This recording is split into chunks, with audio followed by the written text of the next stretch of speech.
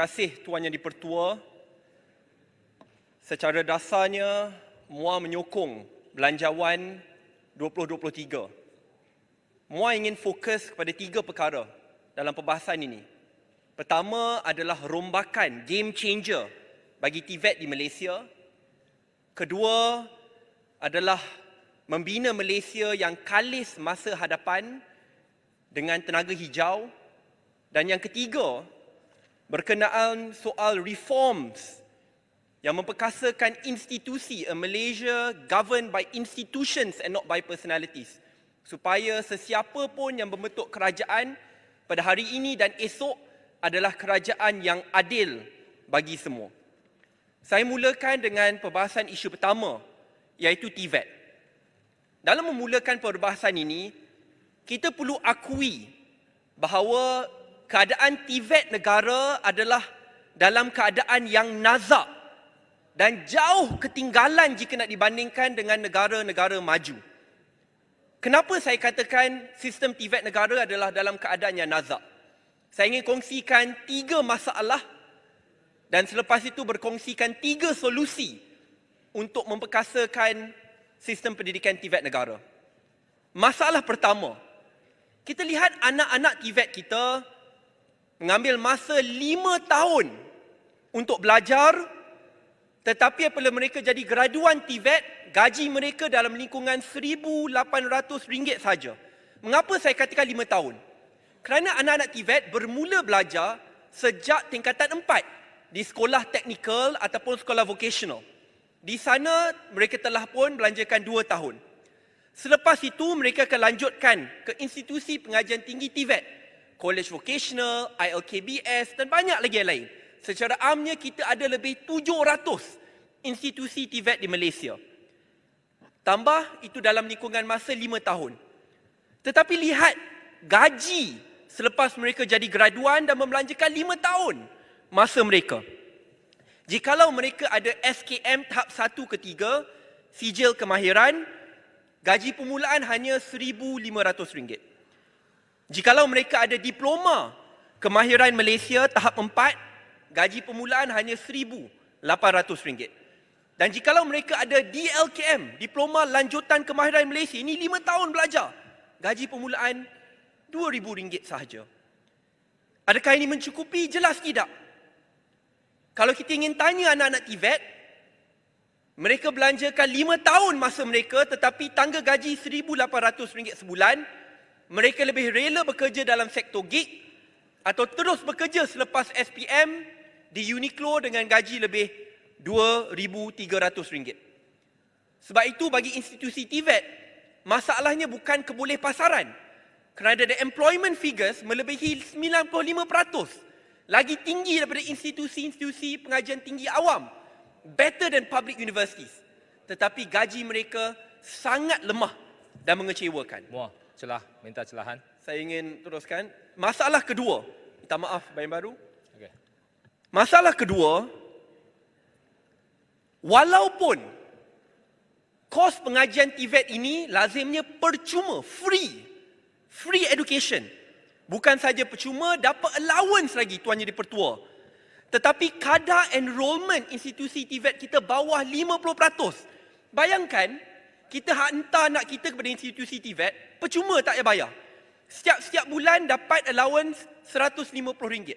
Tetapi kadar enrolment bawah 50%. Sebab itu perbahasan dalam Dewan kadang-kadang salah. Setiap kali kita bahas, Ahli Parlimen akan bangun kata tolong bina institusi TVET baru di kawasan saya. Bina yang baru 3 tahun selepas itu tutup kerana tak ada orang yang nak join. Kerana kita ada lebih 700 institusi TVET merentasi lebih 7 ke 8 kementerian. Tetapi kadar enrolmentnya bawah 50%. Ini masalah yang mendesak. Yang ketiga, subjek-subjek yang diajar kadang-kadang tidak relevan dan tidak ikut keperluan pasaran. Subjek seperti koko, kenegaraan, bahasa-bahasa yang baru. Tuan Yang di-Pertua, bila kamu dah masuk ke TVET pengajian tinggi, maksudnya you spend more than 10 years in primary and secondary education. Jikalau kamu masih tidak memahami perlembagaan negara kamu, tidak memahami identiti negara kamu, tidak boleh bertutur dalam bahasa kamu, bahasa negara, ia menunjukkan masalah yang lebih teruk di peringkat awal pendidikan. Namanya pun technical and vocational education, maksudnya is specialization. Nak fokus, bukan belajar 3-5 tahun, pendek. Sebab itu kita perlu kaji semula. Dan kita lihat perkara yang lebih mendalam. Bagi TVET, jikalau kamu perlu mengambil masa 5 tahun sebelum jadi graduan, besar kemungkinan kamu masuk, saya beri contoh. Kamu masuk institusi TVET, kamu ambil contohnya bidang keras tangan. Selepas 5 tahun kamu keluar, dah tak relevan lagi. Dulu keras tangan, ada modern specificationnya. Kamu keluar selepas tu, dah digantikan dengan 3D printing. Dulu kamu masuk, mungkin guna Excel. Selepas 5 tahun dah keluar, digantikan dengan ChatGPT. Dulu kamu masuk, cara penanaman lain. Kamu keluar, dah digantikan dengan drone-drone sedia ada. Sebab itu, ini perkara yang sangat mendesak. 3 perkara ini, Tuan Yang di-Pertua. Dan ini perkara yang lebih mendesak kerana apabila kita bicarakan soal TVET, ia berkaitan juga dengan permekasaan Bumiputera. Kerana realitinya lebih 95% anak-anak TVET datang daripada golongan Bumiputera berpendapatan rendah, keluarga susah, B40. Dengan itu, jikalau kita ingin memperkasakan anak-anak keluarga susah ini, perkasalah TVET. Kerana bila kita perkasakan TVET, nasib mereka akan terbela. Apa solusi yang ingin saya kemukakan? 3 perkara, Tuan Yang di-Pertua. Pertama, mula belajar awal, habis belajar awal, kerja jauh lebih awal. Apabila kamu bermula di sekolah vocational atau technical, Form 4 umur 16 tahun, ikut piawaian antarabangsa. Form 4, Form 5, 2 tahun kamu belajar, habis jangan hanya berikan sijil. Terus berikan anak-anak TVET ini diploma kemahiran. Ini sangat penting, Tuan Yang di-Pertua, kerana 2 tahun itu is general studies. Dan buat apa kita nak tunggu 5 tahun baru boleh dapat diploma, walhal negara lain, the equipment, skill set given much earlier dengan izin. Selepas kamu habis diploma ini pada Form 4 dan Form 5, selepas itu apabila kamu masuk institusi pengajian tinggi tetapi dalam bab TVET, it's about specialization. Tidak ada lagi 3 tahun, 2 tahun. College vocational, no more. Sepatutnya it's about micro credentials. 6 bulan, maksimum 1 tahun. Kalau kamu ingin jadi pakar dalam bidang fotografi, di situlah kamu ambil micro credential 6 ke 12 bulan. Di situlah kamu dididik dengan cepat, specialization, tidak perlu tunggu lama. Kerana fotografi, 3 tahun yang lepas dan fotografi pada tahun ini sangat berbeza sekali, Tuan Yang di-Pertua. Itu yang cadangan saya yang pertama. Cadangan yang kedua, sistem enrolment TVET perlu lebih kompetitif. We need a whole of a nation approach. Saya ingin cadangkan sistem paralel kepada sistem UPU sedia ada. Pada ini kita lihat, habis Form 5, kalau terus saya akan apply masuk UPU, tunggu ni bila dapat masuk universiti UIA ke UIKM dan yang lain. TVET ada ke tidak? Tak ada. TVET kita sendiri kena mohon satu persatu. Ia bukan sistem yang kompetitif.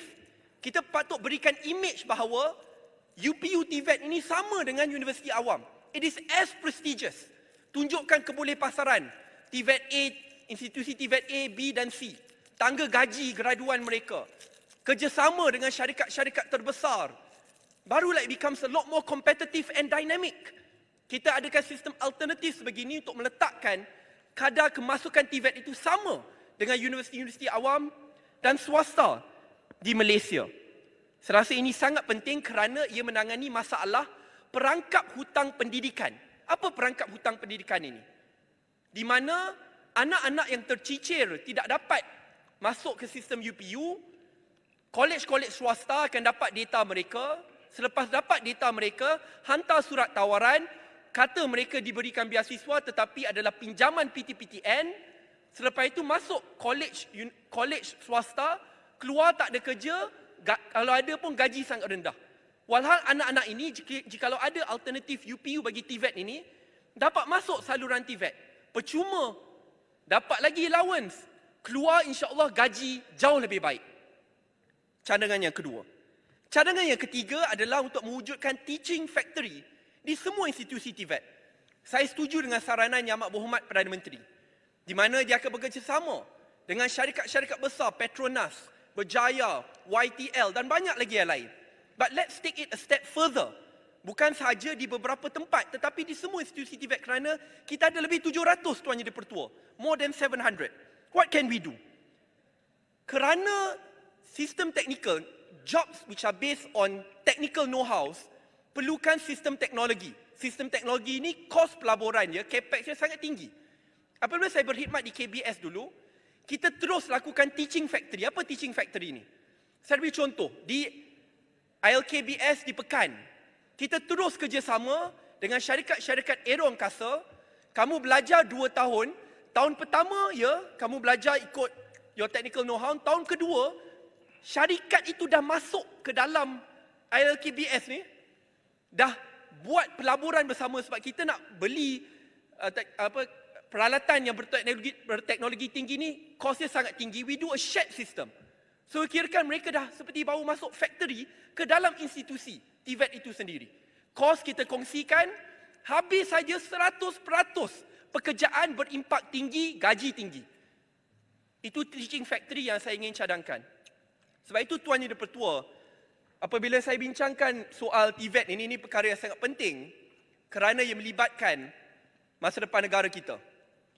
Isu kedua yang saya ingin kongsikan, Muar, boleh jelas sikit TVET? Dengan izin. Yep. Berkaitan dengan TVET tadi, saya rasa satu cadangan lagi yang kita boleh pertimbangkan adalah untuk kita timbulkan kesedaran dalam kalangan anak-anak kita dan ibu bapa mereka bahawa terdapat banyak ruang dalam TVET ini. Kadang-kadang ramai yang merasakan TVET ini sebagai second class. Kalau tak dapat masuk universiti, nak masuk TVET ini bukanlah satu tempat yang menjanjikan masa depan yang baik. Artinya kesedaran kita perlu berikan supaya peluang-peluang seperti mana semua sebut tadi, tempat ada tapi tak diisi. Kerana apa? Antara faktornya adalah kesedaran dalam kalangan anak-anak kita. Terima kasih. Betul. Terima kasih. Terima kasih Yang Berhormat Putrajaya. Saya setuju 100%. Sebab itu saya ingat lagi, sebab saya ni sangat muda lagi, kalau ikut zaman SPM masih boleh ingat lagi. Kita bila nak apply masuk universiti ni berlomba-lomba sistem UPU. Saya rasa Yang Berhormat Menteri pun ingat. Berlomba-lomba. Adakah kita berlomba-lomba ingin masuk apply UPU tetapi versi TVET? Tak boleh sebab tak ada. Bukan sistem yang dilihat kompetitif. Dan saya rasa kerajaan perlu wujudkan perkara ini supaya in the end we see TVET setara dengan universiti awam dan juga universiti swasta. Saya ada 7 minit. Saya skip isu kedua kerana isu kedua ni panjang. Dalam perbincangan lain saya boleh kongsikan. Saya nak cakap dari hati ke hati mengenai isu ketiga. Reforms. Reforms ni Tuan Yang Dipertua, dia berdasarkan kepada perubahan dasar dan institusi yang melangkaui personaliti dan parti politik. Kerana Malaysia yang diidamkan adalah Malaysia yang boleh bergerak ke hadapan tidak kira siapa pun jadi Perdana Menteri, tidak kira parti mana pun yang menang. Sebab itu, rombakan institusi itu perlu ada. Saya bicarakan soal peruntukan yang adil dan saksama bagi semua. Tak maaf, kalau ada masa saya akan berikan lepas ini, sedikit saja. Peruntukan yang adil dan saksama bagi semua. Saya tahu mungkin dia kata, tak payahlah dulu PN bawah Tan Sri Muhyiddin tidak berikan, Sadiq sudah lupakan dulu, kena botakkan kepala. Dulu. Sekarang. Kita janjikan komitmen perubahan jangka masa panjang. Dan ingat, peruntukan ini bukan untuk Datuk Seri Syahidan Kasim. Bukan untuk Datuk Seri Saifuddin Abdullah. Peruntukan ini adalah untuk orang susah kawasan mereka. Sebab itu saya tak suka panggil dia peruntukan ahli parlimen. Saya panggil dia peruntukan orang susah. Ya? Nak beri laptop, kena cari.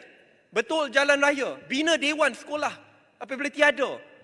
Sebab itu dalam bab ini ia perlu adil dan saksama.